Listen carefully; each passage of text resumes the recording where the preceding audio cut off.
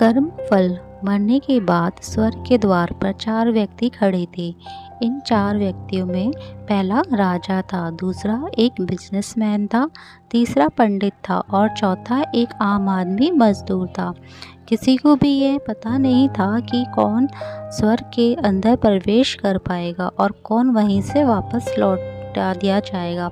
सब स्वर्ग का दरवाज़ा खोलने की राह देख रहे थे और आपस में बातें कर रहे थे, जैसे कि राजा को मरने से पहले से ही आदत थी। उसने अपनी बात सबसे पहले बताई। राजा ने कहा, मैं बहुत प्रख्यात राजा हूँ। मैंने धरती पर अपना बहुत नाम कमाया है, इसलिए पूरी संभावना है कि मैं ही स्वर्ग में जाऊँगा।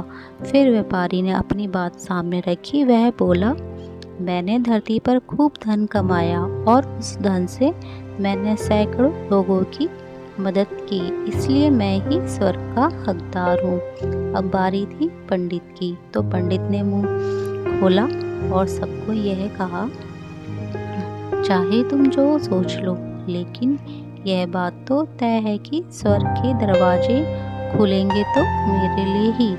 सब जानते हैं कि पंडित दिन रात भगवान को याद करते हैं, इसलिए स्वाभाविक है कि स्वर्ग में पंडित का स्वागत किया जाए। जब सबने अपना अपना हर्ष रख दिया, तब सबकी नज़र उस मजदूर पर थी जो चुपचाप अपनी नज़रें नीचे झुकाए बिना कुछ बोले वहीं पर खड़ा रहा। स्वर्ग का दरवाज़ा खुला और वहाँ पर एक देवदूत आकर खड़ा हो गया। देवदूत के हाथों में एक पुस्तक थी जिसमें इन सभी के कर्मों के बारे में लिखा हुआ था। देवदूत ने सबसे पहले राजा को अपने पास बुलाया और उसको पूछा, तुम बताओ, तुमने अपने जीवन में क्या क्या किया है, अच्छे कर्म किए हैं। मैं उन्हें इस पुस्तक में देखकर फैसला करूंगा कि तुम्हें अंदर आने देना है या नहीं। राजा ने कहा, मेरा राज्य जितना बड़ा था उतना ही समृद्ध था और मेरे राज्य के सभी लोग खुशहाल थे। सभी बड़े आनंद से रहते थे। मैंने उन्हें कभी भी किसी भी चीज़ की कमी नहीं होने दी। यही मेरे अच्छे कर्म हैं। देवदूत ने अपनी पुस्तक में देखा और देखने के बाद राजा से कहा, तुम सच बोलते हो। तुमने अपने राज्य की प्रजा को बहुत सुखी रखा था, लेकिन तुमने अपने राज्य की सीमा बढ़ाने के लिए जितने युद्ध किए थे, उन युद्ध की वजह से हजारों सैनिक अपनी जान गंवा दी थी। उन हजारों सैनिकों के परिवार के दुख का कारण तुम बने थे, इसलिए तुम स्वर्ग से में नहीं आ सकते।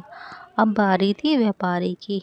व्यापारी से जब देवदूत ने पूछा कि तुम्हारे अच्छे कर्म क्या है, तब व्यापारी ने उससे कहा, मैंने सैकड़ों लोगों को खाना खिलाया, कई आश्रमों में दान किया, कई निराश्रित लोगों को घर बनाकर दिया। यह मेरे अच्छे कर्म हैं। देवदूत ने फिर से अपनी पुस्तक में ध्यान से देखा और देखने के बाद व्यापारी से कहा, तुम्हारा कहना भी ठीक है कि तुमने बहुत दान धर्म किया है, लेकिन यह दान धर्म तुमने जिन पैसों से किया है, उन पैसों को कमाने के लिए तुमने ना जाने कितने झूठ बोले हैं, कितनी हेरा फेरियाँ की है और कितनी मिलावटें की है, इसलिए तुम भी स्वर्ग में नहीं आ सकते। जब पंडित से यही सवाल किया गया तो पंडित ने बड़े ही आत्मविश्वास के साथ कहा, मैंने अनगिनत लोगों को ज्ञान दिया है, हजारों यज्ञ पूजाएं की है और दिन रात भगवान का जाप किया है। इससे अच्छे कर्म और क्या ही हो सकते हैं। देवदूत ने अपनी पुस्तक के अंदर झांककर देखा और पंडित से कहा, आपने जितने भी लोगों को जो भी ज्ञान दिया है, उन बातों का खुद कभी अमल नहीं किया। आपने यज्ञ पूजा या भगवान का नाम निस्वार्थ भाव से कभी नहीं लिया, इसलिए आपका भी स्वर्ग में आना प्रतिबंधित है। मजदूर यह सब देखकर हैरान था। वह अब तक जिन्हें महान समझता आ रहा था, उनकी व्याख्या स्वर्ग के दरवाजे पर आकर बदल गई थी। धरती पर जिन कामों को अच्छा समझा जाता है, उनका यहाँ पर कोई मूल्य नहीं था। यमदूत ने जब इस मजदूर को अपने पास बुलाया और इससे पहले कि वह उसे कुछ उसके अच्छे कर्मों के बारे में पूछता, मजदूर बोल पड़ा, प्रभु, मैं जानता हूँ कि मैं भी स्वर्ग में आने के लायक नहीं हूँ, लेकिन मैं फिर भी एक बार बाहर से ही स्वर्ग को झाँक कर देखना चाहता हूँ। बस इससे ज़्यादा मेरी कोई इच्छा है ही नहीं, क्योंकि ऐसी इच्छा पालने के लिए मैंने जीवन में कुछ भी नहीं किया। मैं पूरा दिन मेहनत करता था और जो भी पैसे कमाता उन्हें परिवार के पालन पोषण में खर्च कर देता था, इसलिए दान धर्म के लिए कुछ बचता ही नहीं।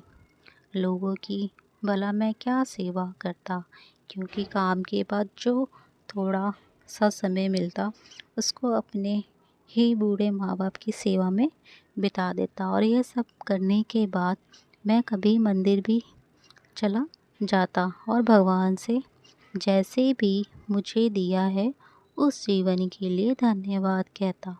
देवदूत ने अपनी पुस्तक में बड़े ध्यान से देखा और थोड़ी देर देखते ही रहा। फिर उसने मजदूर से पूछा कि तुम याद करके बताओ, तुमने कभी तो कोई अच्छा काम किया होगा। मजदूर ने थोड़ी देर सोचने के बाद बोला, हाँ, मुझे थोड़ा थोड़ा याद है।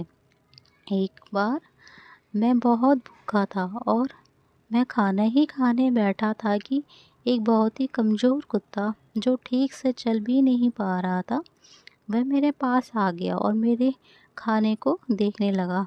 तब मैंने अपनी रोटी उसे खिला दी थी और उस दिन मैं खुद भूखा सोया था।